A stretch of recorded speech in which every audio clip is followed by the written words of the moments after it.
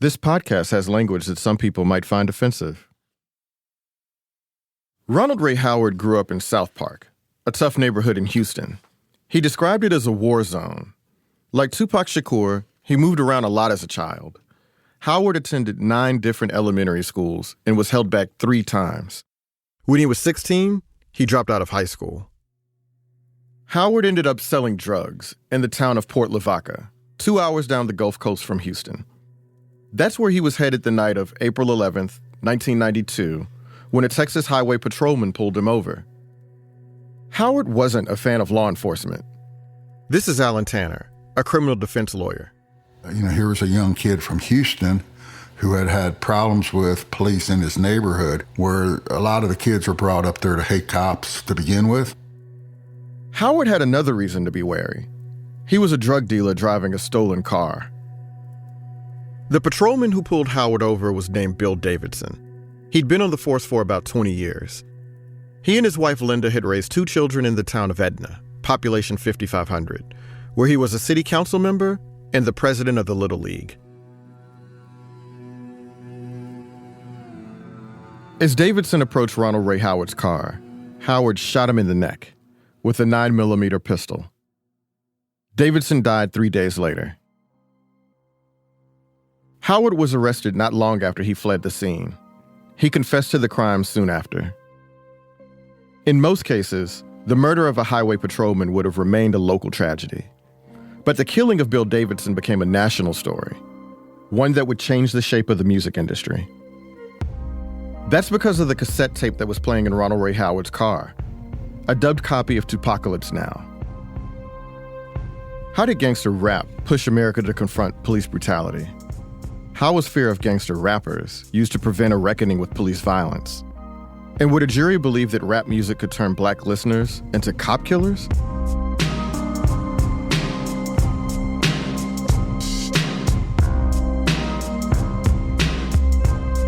This is Slow Burn. I'm Joel Anderson. The cops in America actually kill kids. The rap music promotes violence against authority and consequently violence against law enforcement. The way this LAPD was operating, they needed to get killed. I'm about to bust some shots off. I'm about to dust some cops off. Episode 2, Cops on My Tail.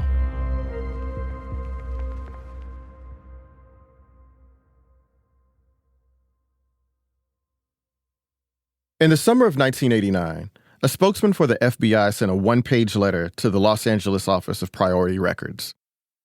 The New York Times said the letter was historic. Until then, the Bureau had never taken an official position on a work of art.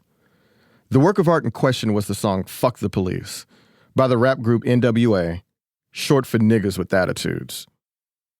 Milt Ulrich, assistant director of the FBI's Office of Public Affairs, accused NWA and Priority Records of encouraging violence and disrespect for law enforcement.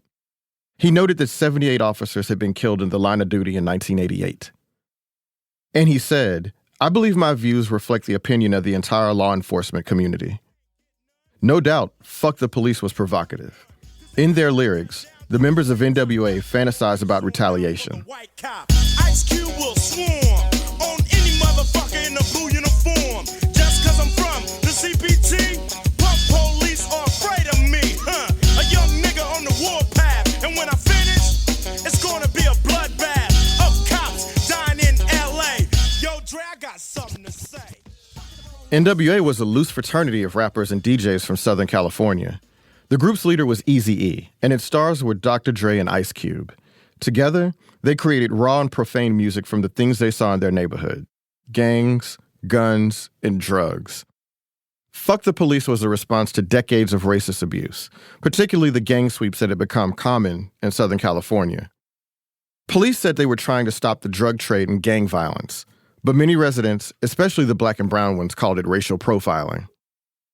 When NWA's debut album, Straight Outta Compton, came out in August 1988, it didn't get much radio play. MTV wouldn't air their video. Rolling Stone didn't publish a review. Most of the group's early buzz came from local shows, autograph sessions, and small black-owned record stores. But not long after the album caught on with black hip-hop fans, it crossed over to white audiences. A Priority Records salesman called Straight Outta Compton illicit forbidden fruit for junior high students. Obviously, somebody is listening. In just 6 weeks, Straight Outta Compton has gone gold, selling more than 500,000 copies. Rebellious teenagers and hip-hop heads weren't the only people paying attention. Local police departments faxed the lyrics of Fuck the Police from city to city. Many officers refused to work security at NWA concerts, which made it difficult for promoters to book the group. At a concert in Detroit in 1989, the members of NWA were chased off stage by police after performing a few lines of the song. The controversy got NWA a lot of news coverage. Many in law enforcement fear that NWA's rap entices youngsters into crime by glamorizing street gangs and making police out to be the bad guys. We was just letting everybody know that black people was fed up with getting harassed by the police and getting beat-bombed. All that attention, positive and negative, helped make NWA a national sensation. Dr. Dre thanked Ulrich for writing the FBI letter. "You made us a lot of money," he said. Over the next 3 years, few other rap artists succeeded in drawing attention to police brutality in such an intense way. Then, in March 1991, police abuse reached millions of American living rooms. The 3 police officers facing felony criminal charges were among a group of 15 who stopped a 25-year-old black man last Saturday night, then beat him, kicked him, and clubbed him, unaware that an amateur photographer was recording the incident on videotape. Los Angeles Police Chief... The beating of Rodney King was recorded by an LA resident who sent the tape to a local TV station. It was one of the first widely seen videos of police brutality. And it went whatever it is we called viral in the 1990s. Prior to his release from jail last night, 25-year-old Rodney King showed his injuries to reporters. The bruises, broken legs, and the scars from the stun gun which jolted him with 50,000-volt shocks. Like I said, after the first 3 good licks with one with the shocker, and the next with the billy club across the face. I was scared. For decades, members of minority communities had argued that police brutality was underreported. The Rodney King video was evidence that they were right. After the tape came out, rappers joined civil rights activists in leading a national conversation about police brutality. Their music also took on a new urgency. While America reckoned with the Rodney King video, Tupac was putting together his solo debut, Tupacalypse Now. Tupac rapped about police harassment and brutality throughout the album. In a 1991 interview with Davey D, a Bay Area hip-hop journalist, he explained his relentless focus on police violence. In some situations, I show us having the power, and in other situations, I show it as it's more apt to happen with the police or with the power structure having the ultimate power. So I show it both ways. I show ways how it really happens and ways that I wish it could be. The first single from Tupacalypse Now was called Trapped. In the lyrics, Tupac fantasized about getting revenge on the officers who harassed him. They got me trapped, can barely walk the city streets without a cop harassing me, searching me, then asking my identity. Hands up, throw me up against the wall, didn't do a thing at all. Telling you one day these suckers gotta fall, cuffed up, throw me. A few weeks after the song was released, the story from Trapped became very real for Tupac. On October 17th, 1991, Tupac was crossing a street in downtown Oakland when 2 policemen stopped him. They accused him of jaywalking and asked to see his ID. In the police report, officers refer to Tupac by his middle name, Amaru, and call him angry and hostile. They said Tupac told them, "This is just 2 white cops who want to stop a nigger." Good morning. I am here today with my client, Tupac Shakur, as well as... In a press conference about a month later, Tupac told his side of the story. Next thing I know, my face was being buried into the concrete and I was laying face down in the gutter, waking up from being unconscious in cuffs with blood on my face, and I'm going to jail for resisting arrest. That's harassment to me, that I have to be stopped in the middle of the street and checked like we're in South Africa and asked for my ID. Officer Boyvic... Tupac sued the Oakland Police Department for $10 million, alleging false arrest and imprisonment. The case eventually settled for a reported $42,000. On the same day Tupac filed his complaint against Oakland police, November 12, 1991, Tupacalypse Now appeared in record stores. It was the first major rap release for Interscope Records, which was partly owned by Warner Music Group. Tupacalypse Now was no bestseller. It peaked at number 64 on the Billboard Hot 200. But what it lacked in commercial success, it made up for in social resonance. Tupac rapped about the plagues of poverty and violence, and his righteous anger at the police carried echoes of his Black Panther lineage. Tupac told Billboard magazine the album was like a battle cry. The police didn't pay much attention to Tupacalypse Now. The record that set off the next battle between hip-hop and the cops wasn't rap at all. It was a heavy metal album put out by Ice-T. Ice-T was one of the first gangster rappers. His landmark song, 6 in the Morning, named for the LAPD's early AM battering ram raids, helped to define the genre in the mid-1980s. But Ice-T was also a fan of thrash metal, and in 1990 he formed a metal band with his high school friend Ernie C. Ice sang and wrote the lyrics, which covered the same street-level subjects he rapped about. They called the band Body Count. Their first album, released in March 1992, featured the songs KKK Bitch, Evil Dick, and Mama's Gotta Die Tonight. But the one that caused all the fuss was the last song on the album.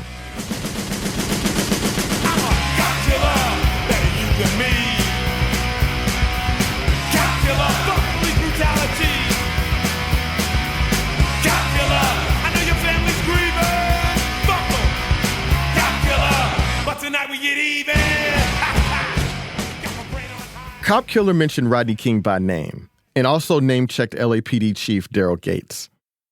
Ice-T called it a protest song. Body Count's album, released by Warner Brothers Records, didn't top the charts. Here's Dan Charnas, who wrote about rap for The Source and signed hip-hop acts for record labels. What happens is this album comes out and it's really not that successful commercially. It's a media event, in terms of, Ice-T's doing a heavy metal thing and that's cool, but it's not really getting airplay. Then the verdict came in. A month after the release of Body Count, the LAPD officers who beat Rodney King were acquitted of almost all charges. The jury's decision ignited one of the biggest race riots in American history. Since darkness fell last night, the City of Angels has been a perfect vision of hell. You can see that within an hour, as the numbers swelled, they suddenly, about a half an hour ago, just got more militant and started burning things. Nearby, dozens of thieves strip an auto parts store. Some sick Christmas has exposed the worst in all of them. April 1992. And Los Angeles is ignited by the fires of riots, sparking a war of words over justice in America. I feel that the jury in Simi Valley gave the okay to continue to abuse and oppress and suppress black people in this country.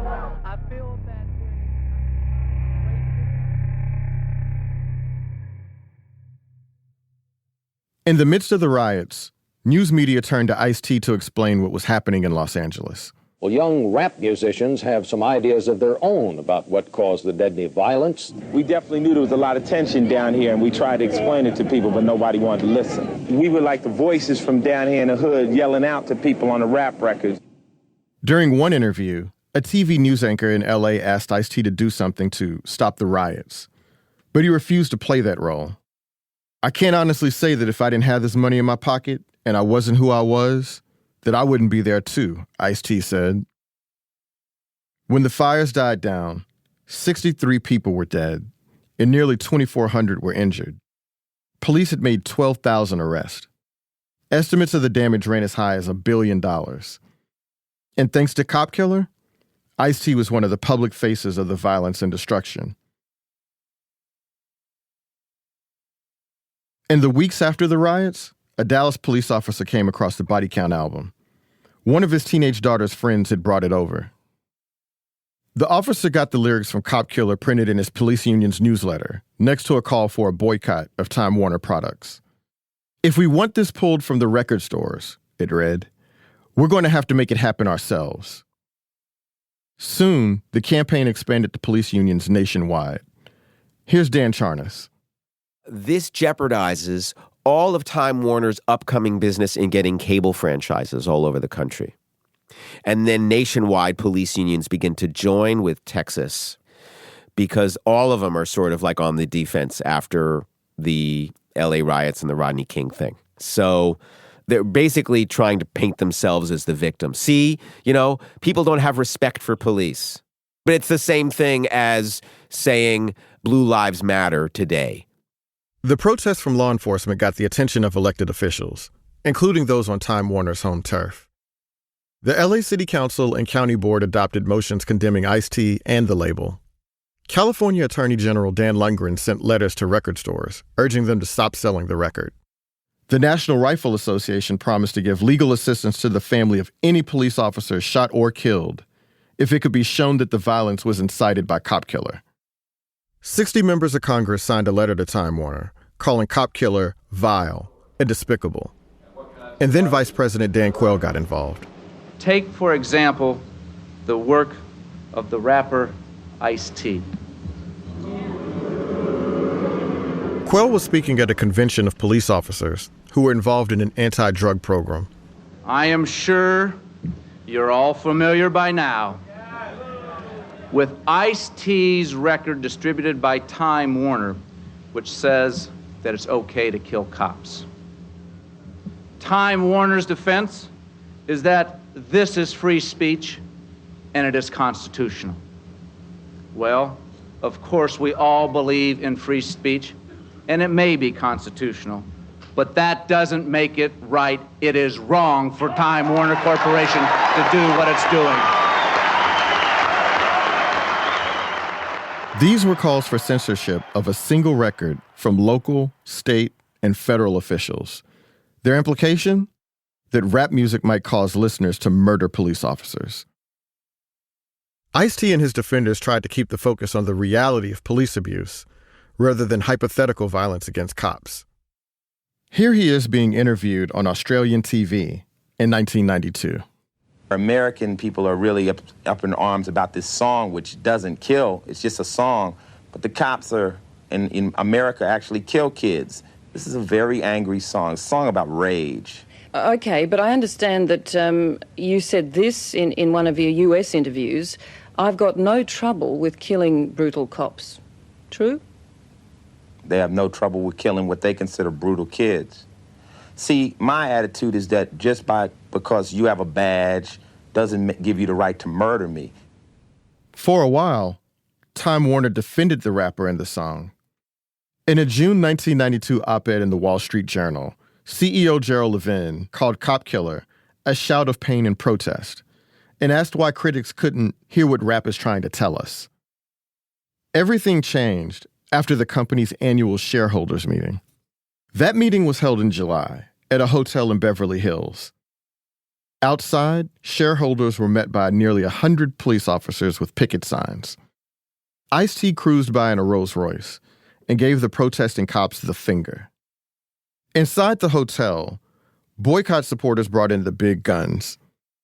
The actor Charlton Heston, who'd become a right-wing activist and prominent member of the NRA, was there to speak.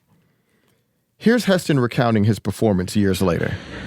I asked for the floor, and to a hushed room with 1,000 average American stockholders, I simply read the full lyrics of Cop Killer. Every vicious, vulgar, dirty word they were selling. I got my 12-gauge sawed off. I got my headlights turned off. I'm about to bust some shots off. I'm about to dust some cops off. Following Heston, Time Warner board members heard from 2 officers who'd been shot in the face and disfigured.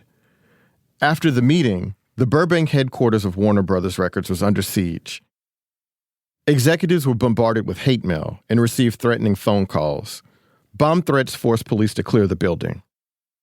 Eventually, Ice-T caved. In his memoir, he wrote that Time Warner never pressured him to make a decision. He said he felt awful for the corporation, and he realized the controversy wasn't going away. I'd been dissing rappers for years. They didn't do shit, he wrote. Then I dissed the cops, and they came after me like no gang I've ever encountered. Ice-T decided to re-release the album without Cop Killer, and police groups called off the boycott. In January of 1993, Warner Brothers let Ice-T out of his contract. He signed with Priority Records, which had distributed NWA Straight Outta Compton. The upshot for music artists and hip-hop of Cop Killer is that Warner Brothers is going to start to tamp down all kinds of things that can cause problems in the future. We're going to have to look at every lyric that you guys are doing, and if you don't like it, then we'll let you go. You don't have to be with us. But we have too many irons and too many fires, corporately speaking, to risk everything because somebody's going to get upset at your lyrics. Throughout the battle over Cop Killer, no one could point to a single incident in which rappers had directly incited violent behavior. That changed when Ronald Ray Howard killed Texas State Trooper Bill Davidson. Here's Howard's defense attorney, Alan Tanner. The prosecutor in the case, whose name was Bobby Bell, called me one day when I was in Houston and said, we found some recordings that were in the vehicle that Ronald Howard was in, and I think you'd be really interested in hearing them.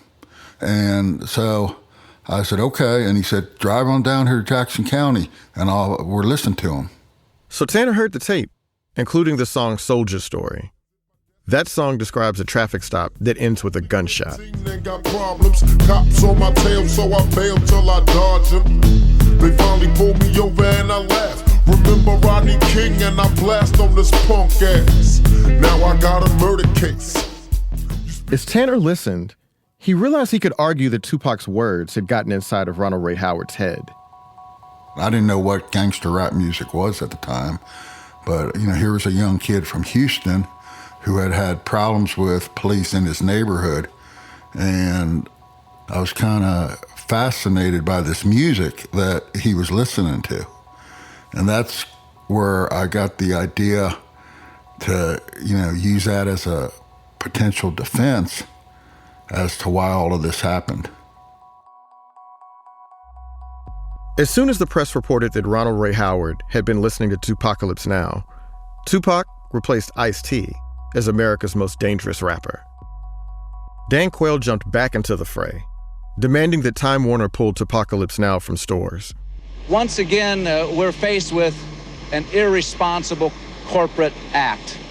There is absolutely no reason for a record like this to be published by a responsible corporation.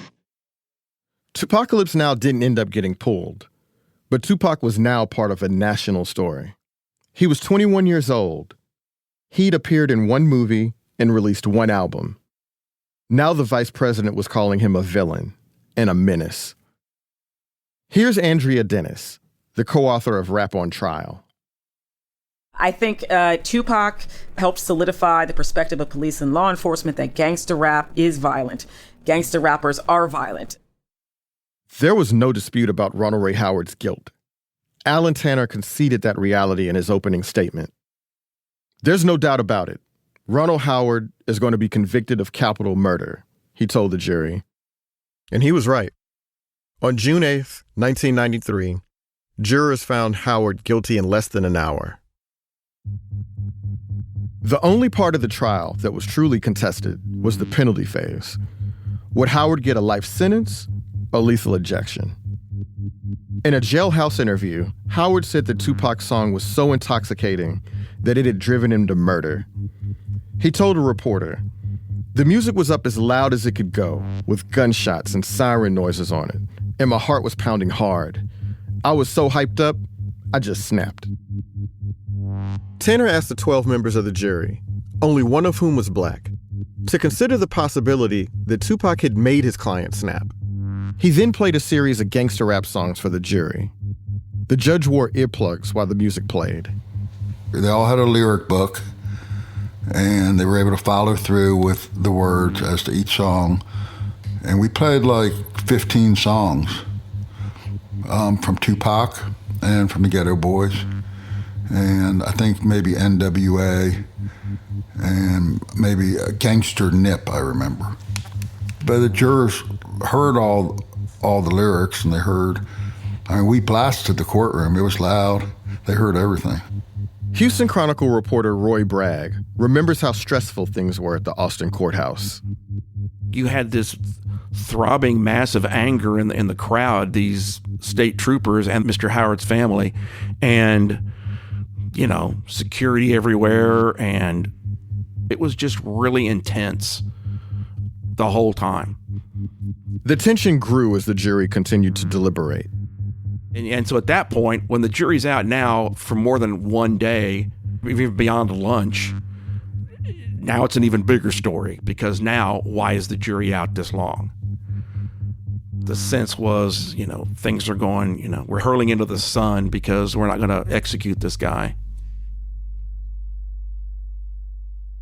The jury twice said they were hopelessly deadlocked. The judge sent them back in. And then they folded after like 6 days. I don't know why they folded. On the sixth day of deliberations, July 14th, 1993, the jurors sentenced Ronald Ray Howard to death. He was executed 12 years later. Another lawyer tried the blame rap defense in 1995 after 2 Milwaukee teenagers shot and killed a police officer.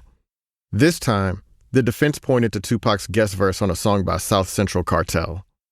The attorney for one of the boys said that Tupac's violent anti-police lyrics appear to have acted as command hallucinations, which influenced his behavior. The strategy didn't work that time either. Both of the teenagers were convicted and sentenced to long prison terms. Back in Texas, Bill Davidson's widow blamed Tupac and his music for the trooper's death. What we've been through has been devastating. To hear how my husband was killed, and I feel like companies should be responsible for and liable for the products that they produce and sell. The day after Ronald Ray Howard was sentenced to die, Linda Sue Davidson moved forward with a lawsuit against Tupac, Time Warner, and Interscope Records.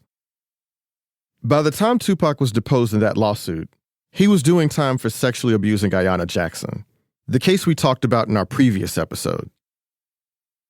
In a meeting room in the Clinton Correctional Institution, Tupac sparred with Linda Sue Davidson's attorney about whether his songs encouraged violence against police. Tupac said the message in his music was clear. Was it your intention to try to get young black people to be violent to police? No. Were you trying to provoke anybody to do anything particular? Were you trying to provoke or trying to get people to do things? Yes. Tell us what. Think. Use your head.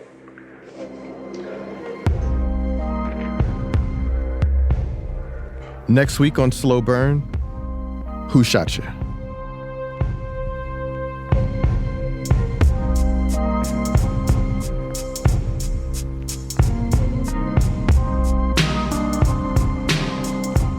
Slow Burn is a production of Slate Plus, Slate's membership program. You can sign up for Slate Plus to hear a bonus episode of the show this week and every week this season. In this week's bonus episode, you'll hear more about how rap lyrics have been used as criminal evidence in court. I talk with law professor Andrea Dennis about how cops and prosecutors have used Tupac's songs and other hip-hop music to convict and incarcerate men of color. To hear it, sign up for Slate Plus at slate.com/slowburn.